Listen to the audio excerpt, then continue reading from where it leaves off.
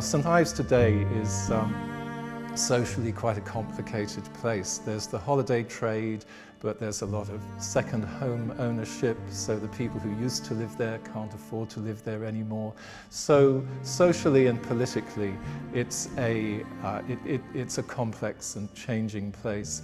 But underneath all of that, you still have this landscape and you still have this extraordinary light that you get in Cornwall, because Cornwall is a very narrow peninsula and you have the sea on both sides which reflects light up into the atmosphere.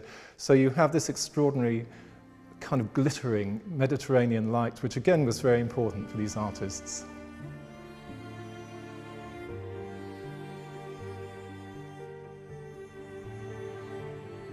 De geschiedenis van de moderne kunst in St Ives heeft eigenlijk een heel duidelijk beginpunt. Dat is het uitbreken van de Tweede Wereldoorlog. Barbara Hepworth en haar man, de schilder Ben Nicholson, modernistische schilder, die waren op het moment van het uitbreken van de Tweede Wereldoorlog in Cornwall, in de buurt van St Ives, bij vrienden. Ja, en eigenlijk uit angst voor de bombardementen die ze verwachten op Londen, ze woonden midden in Londen, hebben ze toen besloten om met hun kinderen, een drieling, in Cornwall te blijven en de oorlog af te wachten. Dus zo is eigenlijk het een hele onwaarschijnlijke plek, als je weet wat een uithoek St Ives is. Maar daar streken dus aan het begin van de oorlog die twee hypermoderne kunstenaars neer. En in hun kielzog kwamen er meer mensen mee.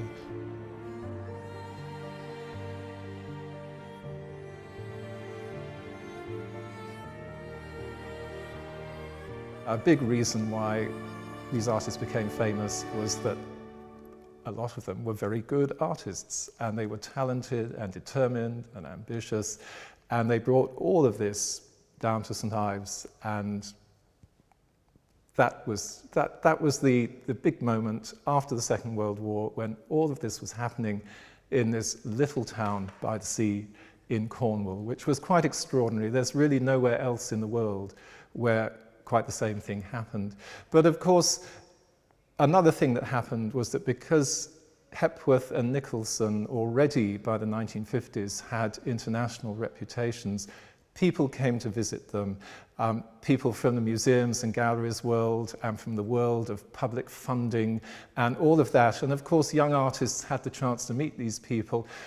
They were selected for exhibitions, their work toured in Britain and abroad.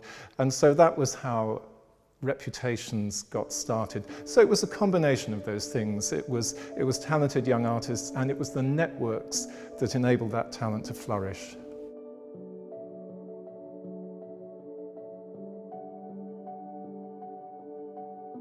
Je kunt zeggen dat in St Ives dat landschap, wat in het modernisme eigenlijk weinig kans heeft gekregen. Het modernisme ging over het stadsleven, over het snelle leven, over de nieuwste dingen, meedoen. Dat landschap paste daar eigenlijk niet bij.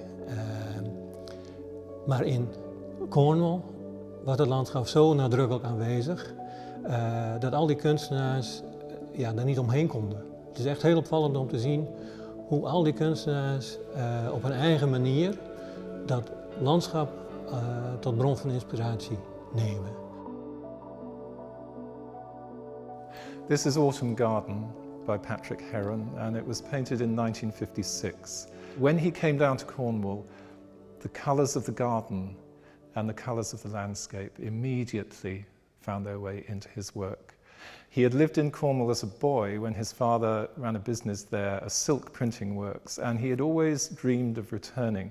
And in 1956, he bought a big house on a great rocky outcrop overlooking the sea near St Ives, called Eagle's Nest. And the garden there had been planted by the previous owner with azaleas and camellias and rhododendrons among these enormous granite boulders.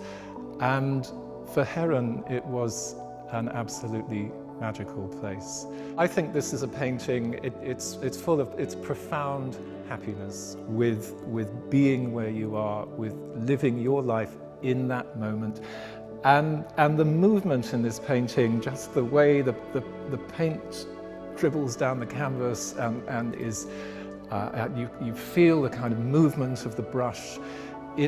It also, to me, conveys a feeling of deep physical well-being. And I think if I could take one painting home from this show, this would be it. Dit laat eigenlijk heel mooi zien hoe het landschap van Cornwall van invloed is geweest op het werk van Ben Nicholson. We hebben aan het begin van de tentoonstelling ook een werkje hangen van Nicholson uit 1940. Dan is hij eigenlijk pas net in Cornwall.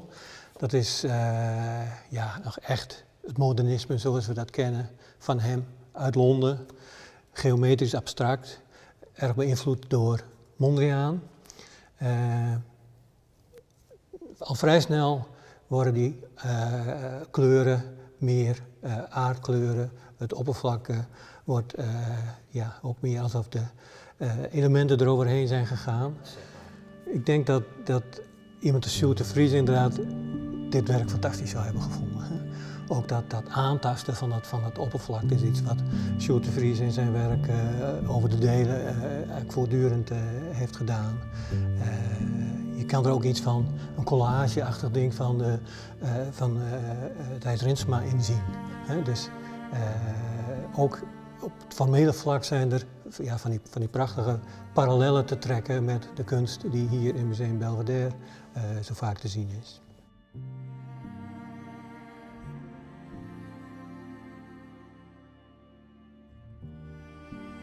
People often say, oh, these artists came and they were inspired by the Cornish landscape. But what in fact happened was that many artists were working in different idioms. So if you think of Patrick Heron, he was very much influenced by Matisse and Bonnard and the great French colorists. And he brought that sense of colour and light and air in painting down to Cornwall. And when he looked at the landscape, he saw a kind of Celtic Provence. It was all light and colour.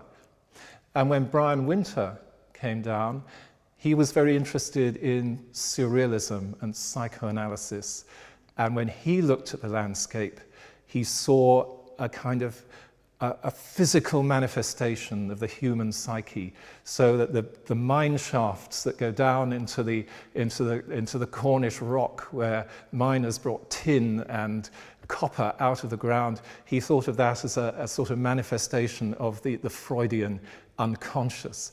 So you have artists who are a similar age, and they know each other socially, and they're part of the same groups, but they're looking at the landscape in very different ways. And I think that's an exciting thing about this exhibition, that you have a very small area of the land, and you have so many different ways of looking at it and ways of responding to it, and that is where the richness lies.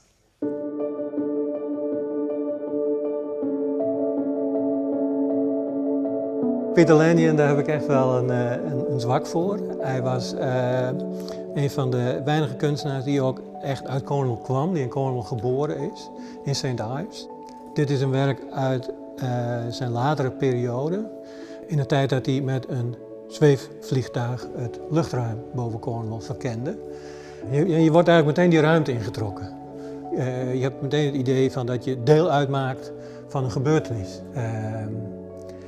In zijn vroeger werk verkende hij ook lopend, klimmend over de rotsen. Hij daalde ook de verlaten tinmijnen in om het landschap ook letterlijk in de diepte te onderzoeken.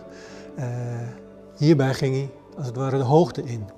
Het is overigens wel zo dat die liefde voor het zweefvliegen hem uiteindelijk ook fataal is geworden. Want in 1964 is hij verkeerd geland en in het ziekenhuis beland. En 4 dagen later overleden. Dus dat is een heel dramatisch einde voor iemand die echt bezeten was van Cornwall. It's very exciting for me to see this exhibition because a lot of this work has never been seen in public before, or very seldom been seen in public, because a lot of it comes from private collections. So it's been through the art market, it's been in people's homes, but many pieces here are fresh to an art gallery. And other works come from, we have a few works in public collections, but they come from a great variety of sources, all of them in Britain, but all over the place. I think it's going to be uniquely shown here in Friesland, so everyone needs to come here and see it. It's the sort of show I think that people who talk to me in Britain are excited about it, they're interested in it, but there have been difficulties I mean, we have had, the first discussions were 3 years ago, and then we had the pandemic, and then we've had Brexit, for which I apologize, and so putting this show on here has been quite a challenge, and I am so pleased that it has happened. And I would love to have seen it tour, but I think we've had our hands full getting it here.